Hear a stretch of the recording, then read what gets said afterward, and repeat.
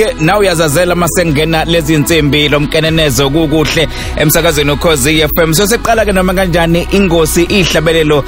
zamaNazaretha nakwingosi engena njalo nje emva kancane meswel gamenxe lapha ke ihora lesikhombisa njengenjwayelo isikhona ke inhlobishane bathethela ke ubusika nehlobo lapha ke uDr Ngogi Mahaye masengenile usho kamnandi ethi sengaphakathi BK namhlanje sokhuluma ke indaba enkulu ihloko sithi ihlabelelo zamaNazaretha zingamagugu eAfrika kanti vele siqala ke inyanga la silikhona ke inyanga yamagugu umandulo uSeptember. Baba Mahaya sikubingelele. Macingwane sithi kanti ushembe ubani?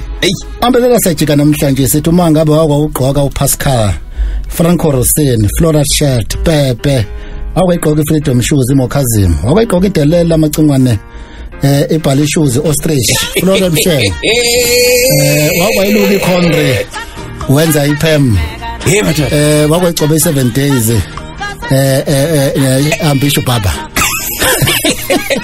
hey khathi zakudala amacingwane masikhumbula isikhathi sikaZulu Mothozi uSitho Mnandi uSitho Bhaliwe wakwayigqoka igym dress esikoleni ishiko yasazi sona nylon socks wakwayibuka ibhasikopho odongweni luvaliwe ngamaphepha amhlophe emawindini wakwathenga kwa PG nakwa Sales House. Ngicela ungilandele kuyaphuthuma ondelela sajika sibamba ngayo yadala iphathaphatha sikhona sesiphakathi. Phataphatha is the name of the dance we do down Johannesburg way. Batata khuluma ngakho inyanga yamagugu la samanje sikhumbula izinto esakhula ngazo izinto esazenza uTshembe wa sisandinda wasimisa sabashiya babephuza samlandela uphungele ihle 148 hey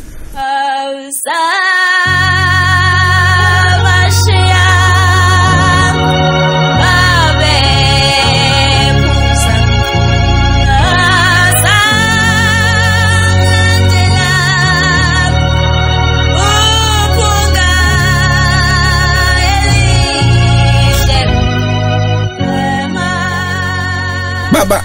isihloko sithi ihlabelelo zamaNazaretha singamagugu eAfrika. Impela macingwane kunjalo namhlanje singena ngokumukela ngezandla ezimhlophe inyanga lena yamagugu okuSeptember sithi ke uNkulunkulu sithuma encwadini Izaga 22 verse 28 no 29 asimisileyo uyambona umuntu ohlakaniphile emsebenzini wakhe na uyakuma phambi kwamakhosi akayokuma phambi kwabantu kazana nje injalo indaba inkhumbuza ukuthi ke masingagijima siye kuZaga 22 yep Izaga 22 zihluba udlube ekhasini ngoba Izaga 22 ziyasichazela ukuthi ke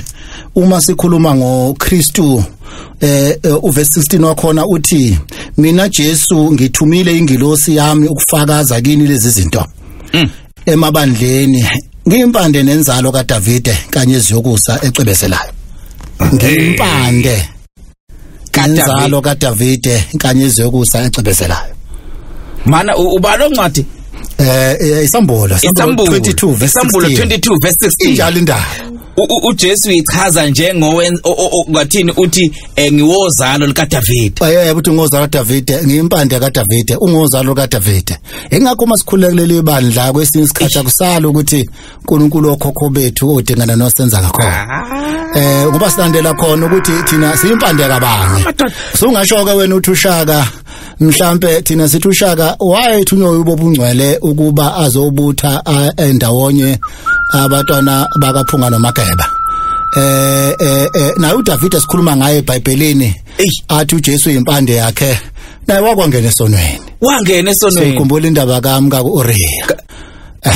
kodwa sikhuluma ngelinye ilanga leyo namhlanje silapha lapha kuhlabelelo 71 yep ke sibone ukuthi ke umqalo wendlela esithi usekhona nanamuhla usaphila nanamuhla umoya wakhe ibhantshi lakhe lisekhona sagoqa sicelekena nanamuhla uthini uthi ke Nkosi yami ubungithanda zingakaqini izintaba ingakaqini imimango nemithombo yamanzi ukujula kungakabibikho engaka lenzi lelizulu kanye nalomhlaba nelanga lingakakhanyi nenyanga engakakhanyi mhlabelelo 71 lo ngifunde nje uverse 2 uline 2 no verse 1 uline 2 ngahamba uyabona dokotela usathi wahamba ngiyafuna ukugijima ke ngiqonde ngqo kusona ihlabelelo 71 inkosi ubungithanda Nkosi yami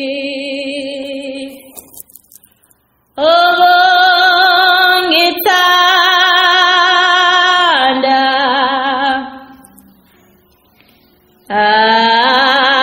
azingakaqini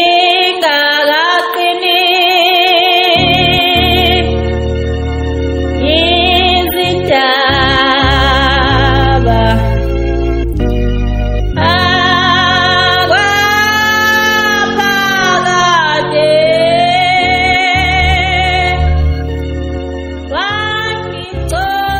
Ay uyabona sisijule kakhulu ehlabelelo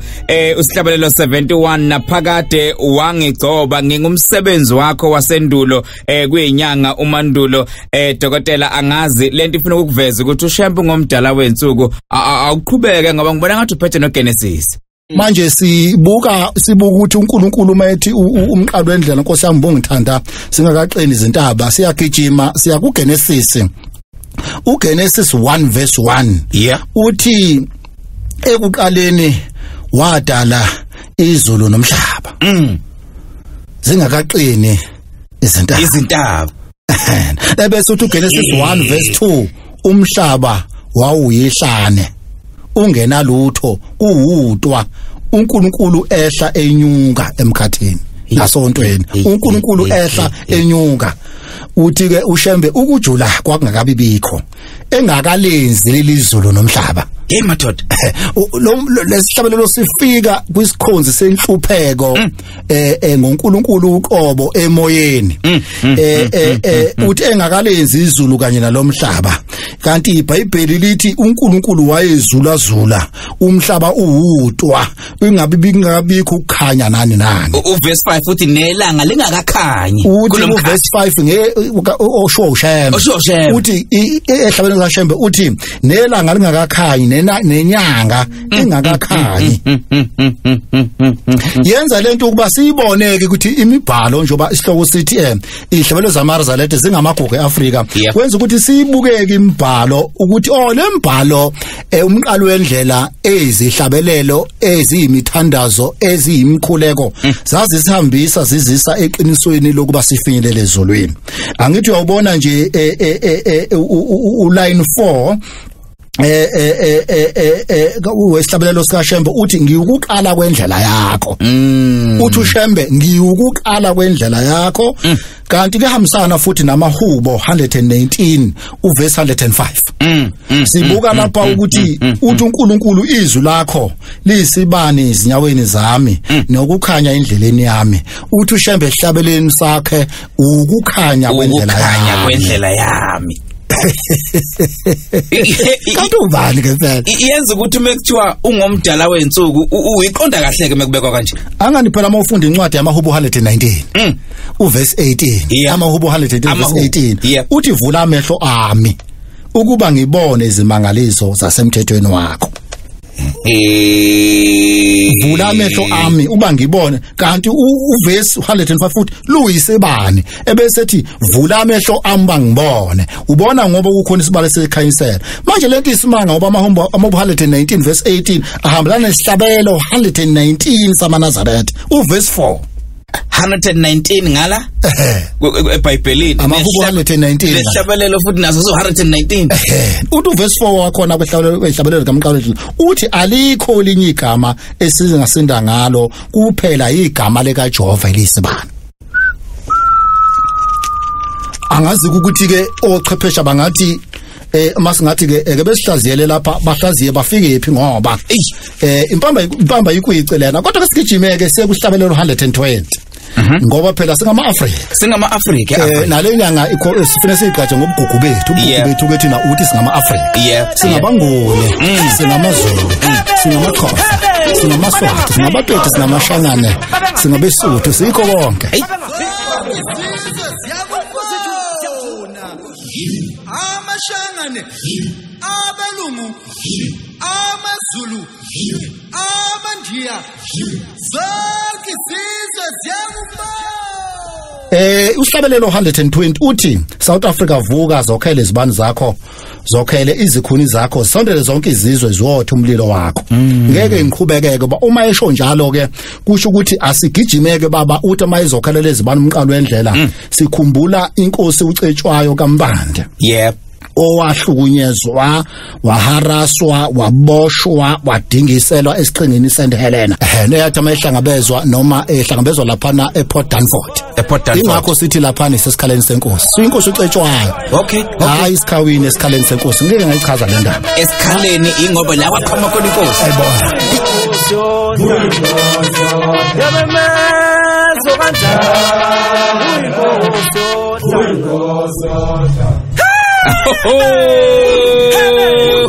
Madoda dokotela asibambe lapha ngoba umuntu angaze evuka usinga awuqhubeke naye. Siyakhumbula ke macungwane ukuthi kuno King Maqoma naye owake wadingisela eRobben Island waba isiboshwa laphana.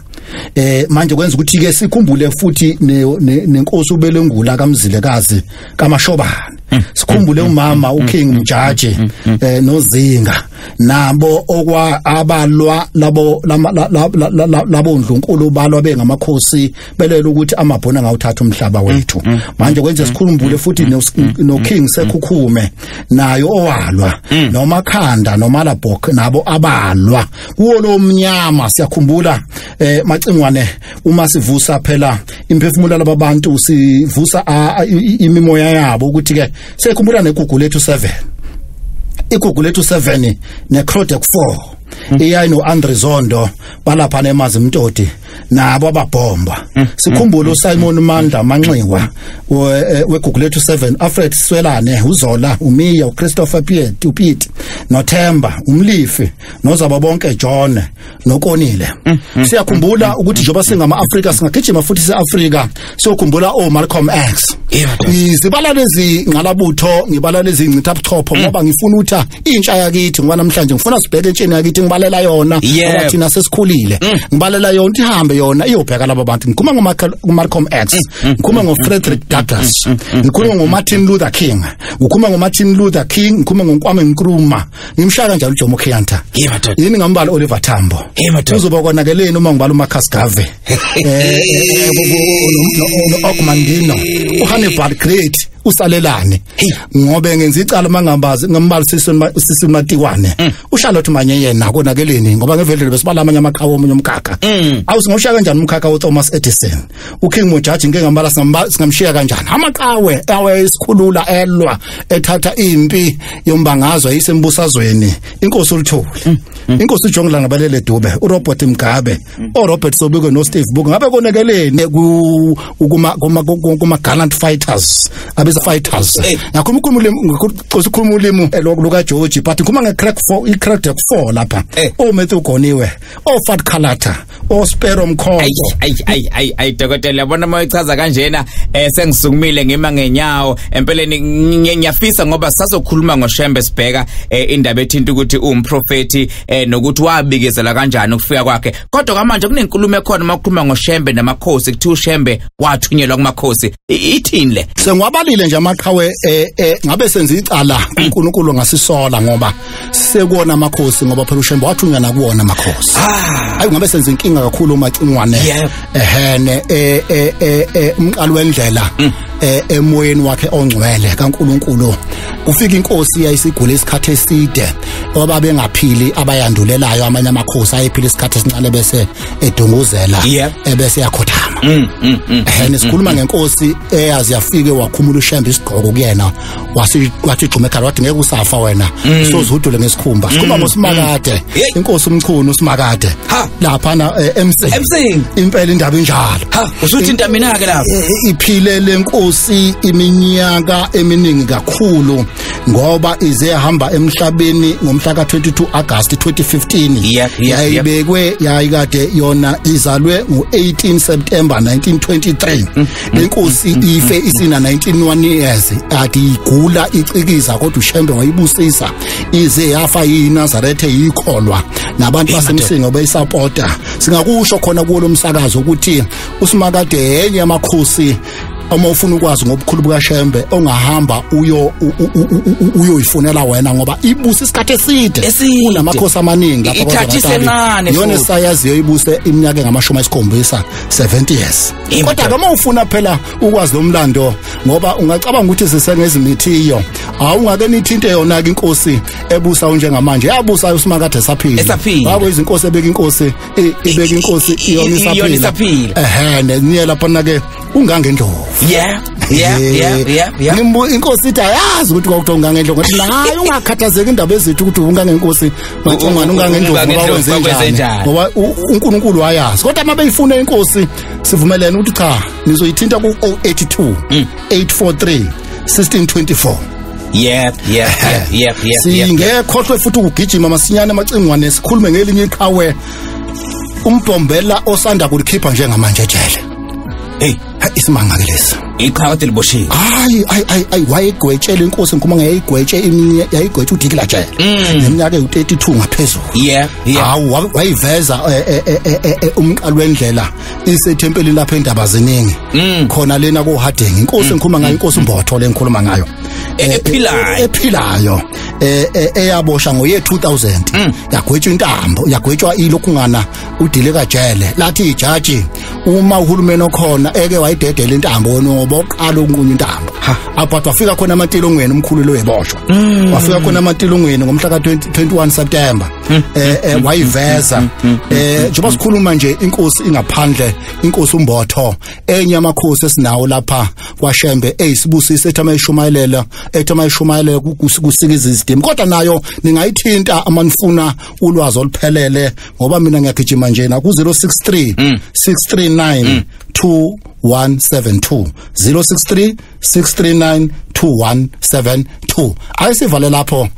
ngalamaqhawe akithi abangihamba abantu bayoyibuzela ngo kungabe sengathi sikhuluma nje imbudane sisengeyibethiyo kanti akunjalo hayi kodwa dokotela uma uShembe kwazi ukukhipha abantu beboshiwe akuthusi ngoba noJesu wabathanda bonileyo wazi wakhipha igama enganulezwe neboshwa khipha igama elikhomba ukuthi bathi ngoba nawe paradise mawubheka ihlabelo 240 futhi uShembe nakhona uyobona ukuthi umfelakazi wayekhala indodana yakhe inqunyiwe intambo angani phela uNkulunkulu kumsebenzi wakhe ukukhipha abantu emajele madoda ekhombisa ubukhulu bakhe hayi ngoba abonile noma bengonile kodwa ekhombisa ubukhulu bakhe ebese ungakhohlwa inkawu naye yasinqunyiwe intambo ngoba inkawu uShembe wahlangana nomfana ephethe inkawu yayikhulumela ngona nayo wendlela yathi ngimshilo ubaba noma indlela ephetha ngayo lela verse libuye lize kimi ingqoke manje uma selithi kahle seningaze nidlulwe zinkawu ezona zabona inkosi akodwa madoda ake sisidonse lehlabelelo 213 Shembe ndodana kaMekisa ngihawukele mina kusho inkawu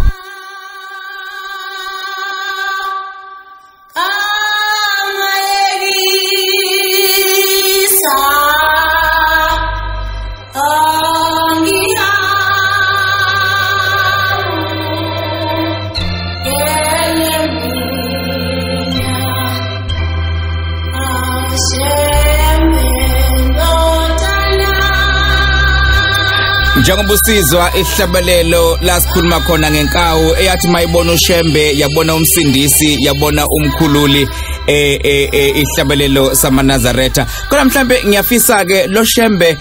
obatshazwa izilwane abatshazwa abantu Shembe okhuluma nolwandle likwazi ukuma mhlambe ke sikhulume ngaye njengomprofeti ukuthi kahle uShembe ufika kwakhe ufika uthini ufika kanjani umprofeti wayeprofeta ufika kamqalo wendlela njalo fanele simkhohle umbishop Archbishop Nkabinde waprofeta ufika kamqalo wendlela ebikezela ukufika kaShembe. wahamba waze washiya umndeni wakhe wahamba waze wafika entabeni uPhongolo. Nesike sathi kumphatha kancane ke evikini elidlule ngelesikhathi sikhuluma ngembudane impica abadala uShembe abakhongela amapheko wandisa. Bakhona kodwa abaprofeti base-Afrika ikakhulukazi lapha kwaZulu abandulela umqalwendlela. Ngingakhuluma ngoba umqalendlela wehlukile akufanele into masithi umqalendlela esikhonze inhluphe kuShembe waye umprofeti esikhonze ufana nabanye noma umprofeti ngempela kanti ube phethe ubuNkulunkulu nje uNkulunkulu waba khona uNongqawuse kwela kwaXhosa owayezalwa ngo1841 lapha eGqarha uNongqawuse wayengowesifazane uNongqawuse wayekhona noNontetha kwaNkwenkwe owayezalwa ngo1875 usenamhla ngoMeyi 20 1935 uma eshona ngoMeyi 1925 sengikhumbula ukuthi kwakunesifo esikhulu ukuthi influenza esagubuzela umhlaba ngo1930 sibulala abantu nje bobona kune coronavirus nje ibulala abantu kungaleso sikhathi ke wabe sekhothama ngomhla ka2 May 1935 kwase kukhothama umqalwendlela wakhothama umqalwendlela eseyabile yakhe indima wasanqotshwa lesi sifo ngoba wayesesibikezela ukuthi zoba khona uShembe wayesithunywa sika Jehova kwethu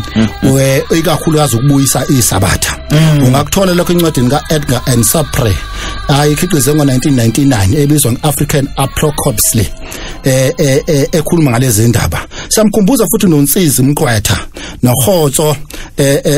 seTlutsa okuyena wabaprofeti ababikezela ukufika kaShembe ngingekhohlwe uReverend Samuel Akbon Sandela owayezalwa ngo25 August 1900 owabekezela ukufika kaShembe eNatali kodwa yena eseNigeria eLagos laphana eNigeria no Benson Adalosa singamkhumbula futhi okuyena esingambiza ngobaba wePentecostalism Pentecostalism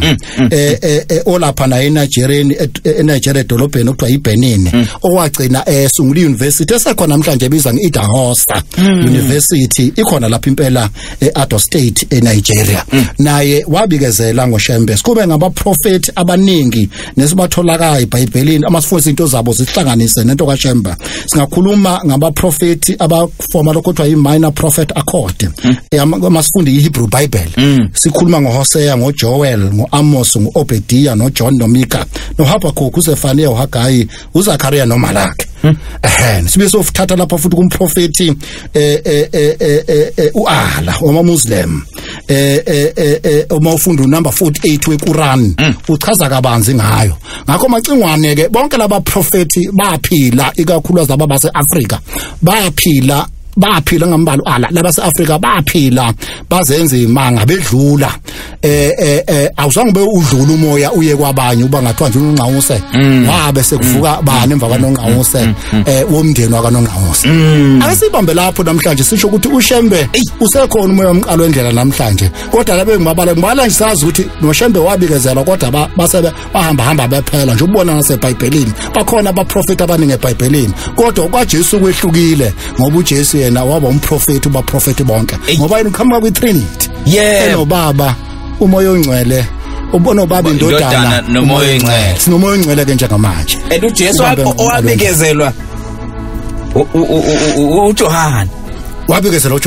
uJohane uShembe wabikezela uArchbishop Nkabeni hayi yabona ke dokotela asiphethe kodwa ke angibuzi wena dokotela ngibuza umlaleli ekhaya ukuthi kusho ukuthini ukuthi uShembe wathi mefika eAfrica wafika eAfrica eSouth Africa wayeseqamba isihlabelelo 120 sithi South Africa vuka zokhele izikhuni zakho ethi South Africa vuka ulibase iziko lakho umbuzo esigoqa ngawo lengosi namhlanje mesithi ngubani uShembe ihlabelelo zamaNazaretha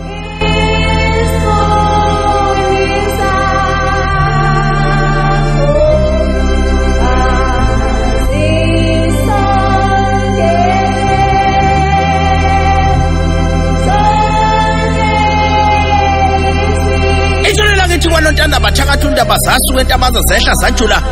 ehlele emthandeni emzini wamakhosikona sedlozini kwathi amadoda benemvungavungasela athola inyawo yomangale enkantolo kwamaphumulo emangalela ushambu sayitshela uthatha imgaxwa phambanisa nangeyikhali bambuza bathi shambu lithatha aphi leli ivangelo lishumalayo wathatha incwadi yeTestament wayivula wamnika wayibheka amaqede wafuma wathi indaba zimnandi sekuphakamela uphombela isitimela samapondo inkudlane ekudla indaba ngezomkhambathi tebumbana phansi kwalasemzumbe waqhuma iphethi kwamila izimba Thaba ibone ngutikolasho lasemzimkhulu wathi namhla sidwanga ndaba sibone ngawethu amehlo kuba singabantu ngabe siyakholwa pho inhliziyo zethu imafakafaka impisi engenamngane ehla kade beyiphulula ulohlasela ngevangeli komuntu abantu babagijima bayinkantolo kaNongoma athi nangu umntakahliziyo engihlasela ngevangeli kuze hlabe ezinye ematshobeni uhlamuka siwele sekwela kithi kwaZulu umlilo baso ushadu ngoba sendulinde bathi bawucima kanti sebeuba ngaphambili usaso lumaphambo luphambe izazi kwelasenanda ngoba liphambo uphithise noma levana noJandu uphuhla phansi njengekho uphuhla emasangeni umuzwa sekuphakameni igubhu njengemamba bethuka kanisa ababili